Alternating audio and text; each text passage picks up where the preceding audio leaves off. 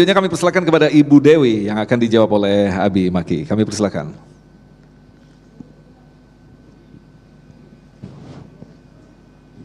Bismillahirrahmanirrahim. Assalamualaikum warahmatullahi wabarakatuh.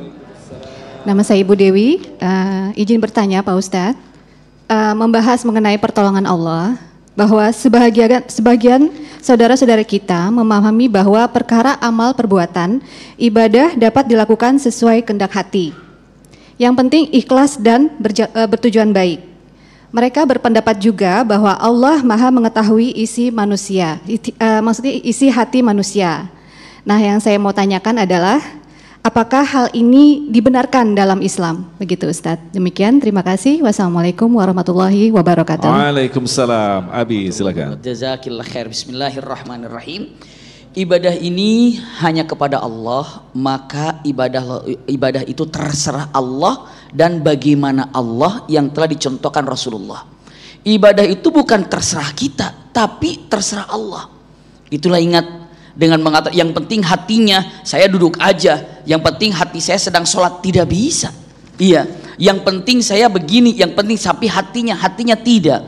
Jadi dengan mengatakan ibadah itu karena untuk Allah, maka Allah sudah kasih contoh, beginilah contohnya melalui Rasulullah Shallallahu Alaihi Wasallam. Terkadang iya dengan mengatakan kata-katanya, saya yang penting hatinya, yang penting Allah kan tahu hati saya. Usikum wa iyaya nafsi bitaqwallah. Ibadah ini 3 yang harus kita miliki. Satu adalah ruhiyan atau qalbiyan, lalu selanjutnya jasadian secara jasad, lalu atharian jejaknya apa. Kalau ibadah itu hanya qalbian saja, sholat padahal dia mampu berdiri, padahal dia duduk aja seperti tiduran, kenapa nggak sholat? Dia mau wali, sholatnya kayak begitu. Rasul tidak begitu. Iya, sholat, ruku, sujud, seperti itu. Shallu kama ra'aitumuni usolli, seperti itu. Iya, usikum wa iyaya nafsi bitaqwallah, bukan hanya kalbian saja atau ruhian saja, ada jasadian, berarti jasadnya harus sesuai. Haji ya ke Mekah, tawaf ya tawaf, sa'i ya sa'i, ke Arafah ya ke Arafah. Kenapa? Kamu nggak ke Arafah kan lagi haji, ruh saya di Arafah, astagfirullahaladzim. Bagaimana begitu? Nggak bisa seperti itu ya. Jasadnya harus ke sana. Terus apa? Ada yang nantinya atharian. Setelah ibadah itu jejaknya apa?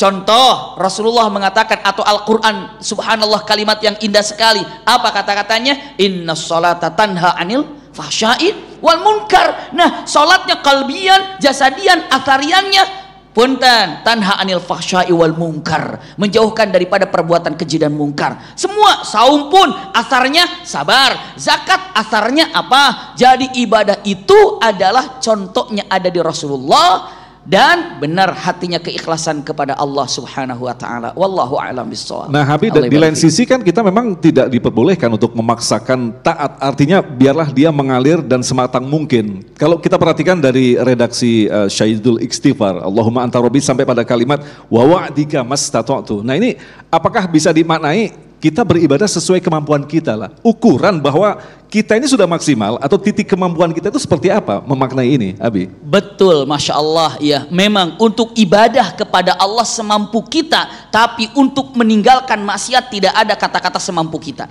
Ingat dulu itu ya, untuk dibandingkan. Jadi kalau ibadah semampu kita, mau ibadah misalnya tidak bisa berdiri, ya duduk mampunya demikian. Hatta walau seandainya ada yang mu'allaf sekarang ini, lalu dia belum bisa sholat dengan benar, bacaannya pun belum tahu, Allahumma ba'id baini belum tahu, Allahu akbar kabir walhamdulillah katsir belum tahu, apa yang dilakukan? Selama doa ini hanya Allah, Allah, Allah, Allah, Allah, ruku, Allah, Allah, sah apa enggak itu?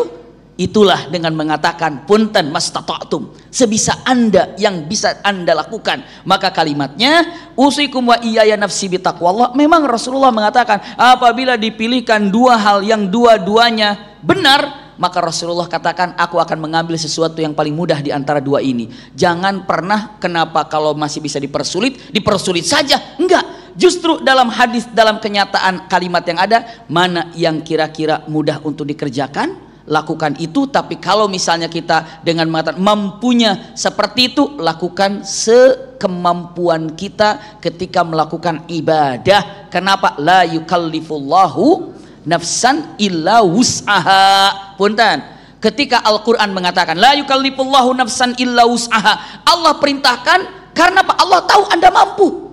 Wanita berhijab, aduh saya mah nggak mampu. Allah sudah tahu wanita itu mampu berhijab. Punten, ada yang mampu tapi tidak mau.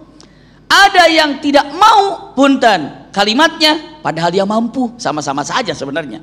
Kalimatnya ketika diperintahkan sholat 5 waktu, ada yang tidak sholat bukan tidak mampu, tapi apa? Tidak mau.